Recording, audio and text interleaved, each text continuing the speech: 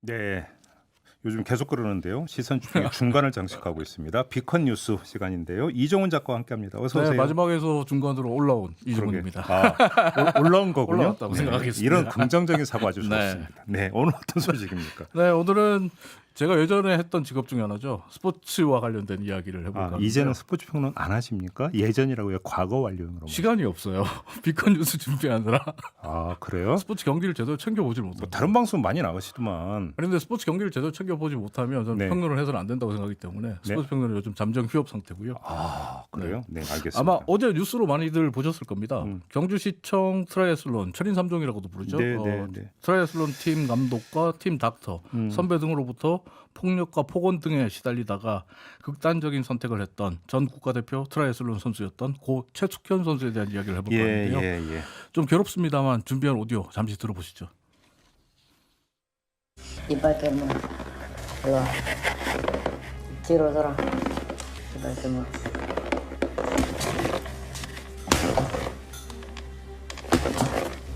아프나? 아니 다칠 때 알아서 때리셔야 돼. 아프나? 아닙니다. 죽을래 나한테? 아닙니다. 야 부탁을 할래 나하고? 아닙니다. 죽을래? 죽을래 나한테?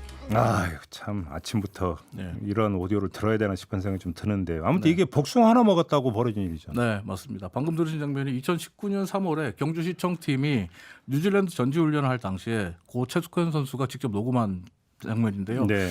팀 닥터가 최숙현 선수에게 체중 감량 중에 복숭아 하나를 먹었다. 그리고 복숭아 하나 먹어놓고 물만 먹었다고 거짓말했다. 라는 이유로 예. 최숙현 선수의 뺨을 20차례 이상 때리고 가슴과 배를 발로 차서 갈비뼈에 금이 가게 만드는 폭행을 23분간 진행을 했습니다. 아니 팀 닥터는 선수의 그 건강을 지켜주는 사람 아닙니까? 네. 근데 왜 폭행을 합니까? 팀 닥터. 자기 말 안 들었다고. 예. 네, 아무튼 그리고 감독 같은 경우는 죽을래라는 오디오 목소리가 네. 이 감독의 목소리인데요. 이런 팀 닥터를 말리기는커녕 팀 닥터에게는 선생님 제가 콩비지를 끓였습니다. 선생님 한잔 하시죠. 라며 술을 권하고 맞아서 또 겁에 질려서 울고 있는 고 최숙현 선수에게는 짜지 마라. 죽을래? 푸닥거리 한번 할까? 등의 폭언들을 계속해서 쏟아냈습니다. 네. 더 놀라운 건 이런 폭력과 폭언이 한 번이 아니라 지난 5년 동안 계속되어 왔고 그 5년 동안 최숙현 선수는 정신과 치료를 받는 등 지옥 같은 삶을 살아야 했다는 겁니다. 아무튼 그 감독하고 팀 닥터는 뭐라고 해요? 둘 다 속칭 잠수를 타고 있어서 네. 입장을 못 들을 수가 없는 상태입니다. 근데 이게 지금 이 가혹행위를 알렸지만 네. 조사도 제대로 안 됐고 조치도 제대로 안 됐다라는 거잖아요. 네, 맞습니다.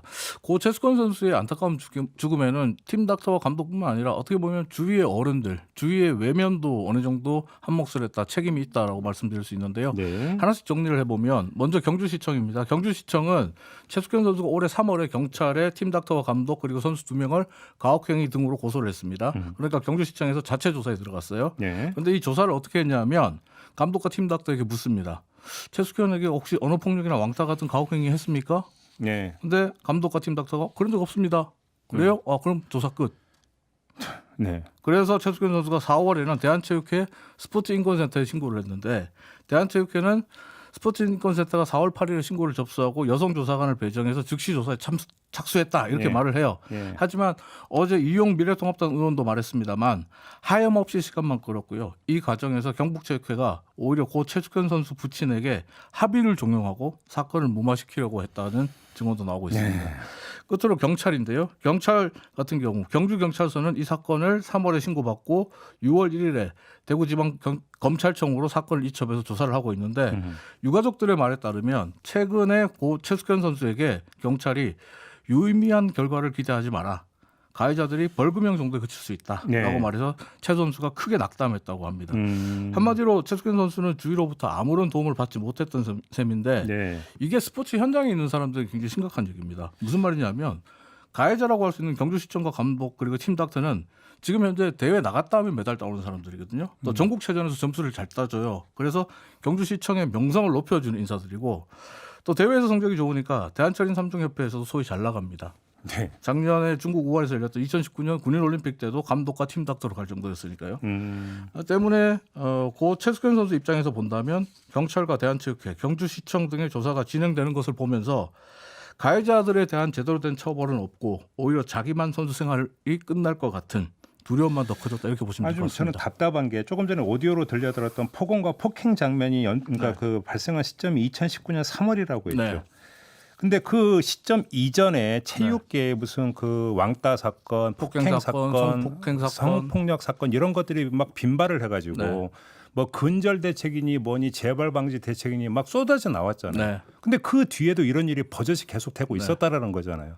하나도 작동하지 않았다는 얘기고요. 그러니까 그때는 그냥 소나기 피하고 말았고, 맞습니다. 그러니까 바다, 그러니까 저기 근처에서는 전혀 그 바뀐 게 없다는 얘기잖아요. 그렇죠. 대한체육회 같은 경우에서 스포츠 인권센터를 만들어서 해결하겠다고 했거든요. 그러니까 조금 전에 스포츠 인권센터 했는데 근데 여기서 신고했는데 아무런 도움을 못 받은 거죠. 이거는 좀 그러니까 반드시 그러니까 따지고 끝까지 그러니까 해서 책임 물어야 되는 끝까지 사안이라고 캐볼 보는. 필요가 있다고 봅니다. 그러니까요. 오늘은 청와대 국민청원 게시판에 올라온 최숙현 선수와 관련된 글로 마무리하겠는데요. 네. 이 청원 어제 올라온 글입니다. 오늘 아침 6시 현재 11,000여 명이 동의를 하고 있는데 네. 억울함을 풀어주십시오. 지금 이 순간에도 간행이라는 이름 아래 자행되고 있는 폭언과 폭력을 근절하고 고통받고 있는 젊고 유능한 선수들을 지킬 수 있도록 도와주십시오. 그러게요. 반드시 그러니까 끝까지 좀 캐서 책임을 좀 물었으면 좋겠습니다. 알겠습니다. 자, 이렇게 비컨 뉴스 마무리하죠. 이종훈 작가였습니다. 고맙습니다. 감사합니다.